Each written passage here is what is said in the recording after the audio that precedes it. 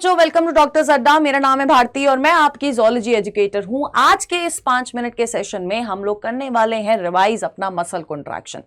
अब muscle contraction locomotion and movement वाले chapter का एक बहुत इंपॉर्टेंट हिस्सा है, क्योंकि यहां से बहुत बार क्वेश्चंस आते हैं और मैक्सिमम टाइम जो देखा गया है वो क्वेश्चन आता है कि आपको स्टेप्स ऑफ मसल कॉन्ट्रैक्शन की सीक्वेंसिंग करनी है। अब यार, ये जो मैकेनिज्म ऑफ मसल कॉन्ट्रैक्शन है ये एक थ्योरी पे बेस्ड है, जिस थ्योरी का नाम है स्लाइडिंग फिलामेंट थ्योरी, और ये थ्योरी आई थी 1954 में। अब ये थ्योरी कहती क्या है?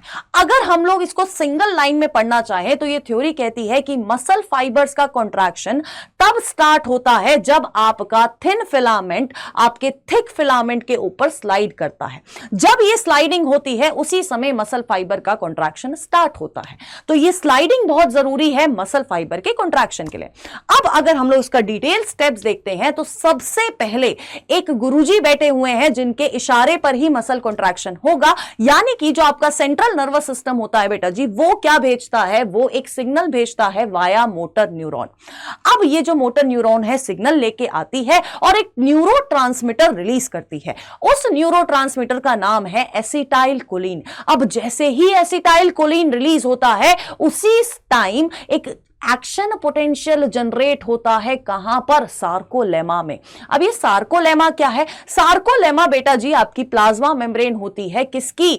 आपके मसल फाइबर्स की। जैसे ही सार्कोलेमा पे एक्शन पोटेंशियल जनरेट होना शुरू होता है, वैसे ही एसआर के पास, यानी कि आपके सार्कोप्लाज्मिक रेटिकुलम के पास स्टिमुलेशन चली जाती है कि भैया अब आपको कैल्शियम आयन रिलीज करने हैं, क्योंकि SR is the store house of calcium ions. अब जैसे ही एक्शन पोटेंशियल आया, एसआर कैल्शियम आयन रिलीज करना शुरू कर देता है।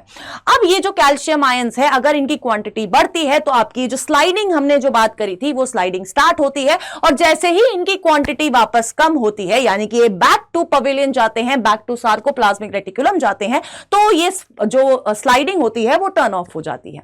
अब जैसे ही कैल्शियम आयन रिलीज होते हैं, ये कैल्शियम आयंस भगे भगे जाते हैं ट्रोपोनिन पे, जो कि एक्टिन की यूनिट है ना, एक्टिन वाले फिलामेंट की यूनिट है। तो जब वो ट्रोपोनिन के पास जाते हैं, ट्रोपोनिन से कंबाइन करते हैं, कंबाइन करके शेप चेंज होती है। शेप चेंज होने का मतलब है अब हो जाती है अनमास्किंग।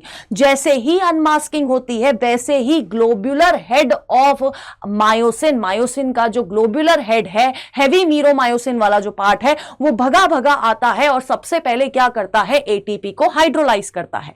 एटीपी को हाइड्रोलाइज करने के लिए एक एंजाइम प्रेजेंट होता है जो कि है एटीपेज, जो कि एनर्जी प्रोड्यूस करवाता है। अब जैसे ही एटीपी हाइड्रोलाइज हो जाती है वैसे ही मायोसिन और एक्टिन की बाइंडिंग हो जाती है।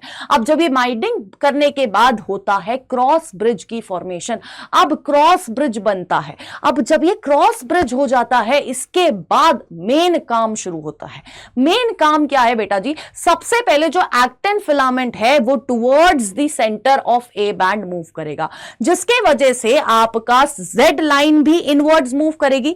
जेड लाइन के बीच वाला एरिया होता है सार्कोमेयर, यानी कि फंक्शनल यूनिट ऑफ कॉन्ट्रैक्शन।